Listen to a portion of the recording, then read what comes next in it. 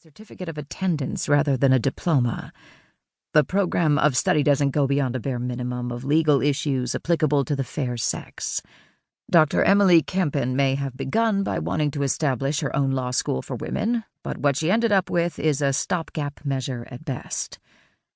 13 states have admitted women to the bar, Prudence reminded him gently. It was a topic she and the late Judge MacKenzie had enthusiastically followed during the years when she joined him in the library every evening while he recounted the details of the cases before him. Kate Stoneman was licensed to practice in the state 4 years ago, without the benefit of law school education.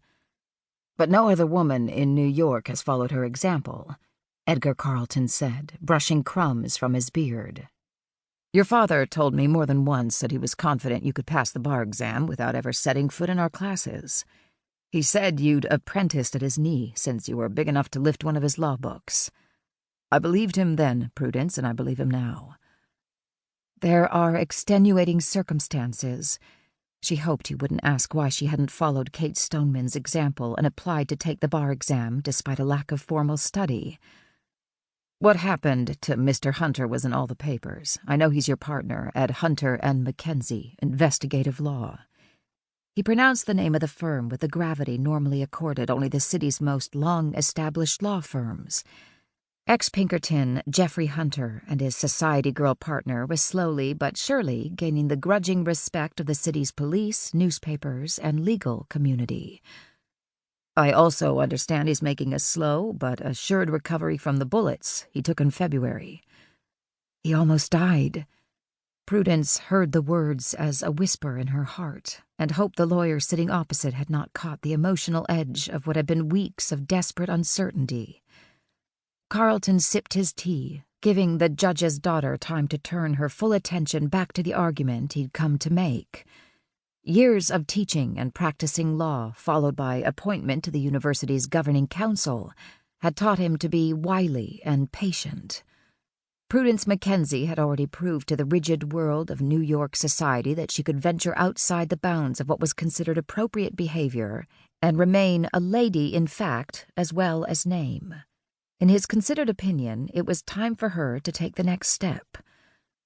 We need the women of this first class to persevere through graduation. They'll have to support each other both within the lecture halls and in the larger community. Stand their ground without flinching. I believe that calls for a strong leader to hold them together, Prudence. Someone of their own feminine persuasion, because we can't predict how the male students will receive them. I've heard some of the stories about what happened elsewhere, Prudence said. She grimaced.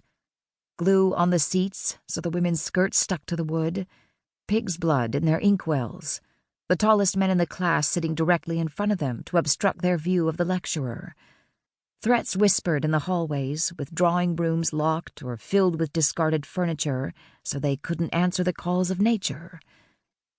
True or not, there had been rumors of more dangerous harassments, incidents even the women who suffered them were reluctant to bring out into the open. That kind of behavior will not happen at New York University.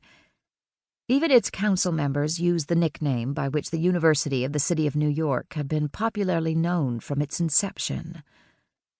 What are you asking me to do? She thought she knew what Edgar Carleton wanted, but her father had taught her to be sure of her facts always. Join the other women of this groundbreaking class, Prudence. You'd be its strongest, most well-prepared member, male or female. See it through to graduation and the bar exam. Help us prove to the naysayers that our resolution to admit women is a sound one. There it was. The direction and acceptance she'd longed for. The choice she was now reluctant to make because she knew it would change her life forever in ways she could not predict. Will you think about it? I will, she promised. Her first instinct had been to refuse outright, but Judge MacKenzie's voice in her head had counseled a more moderate course. Don't burn your bridges, Prudence. May I expect an answer in a week's time? Carleton had asked, and Prudence had agreed. Blossom sighed and resettled herself, long snout pillowed on her front paws, ears alert for a command or a threat. She was a beautiful animal, intelligent and devoted.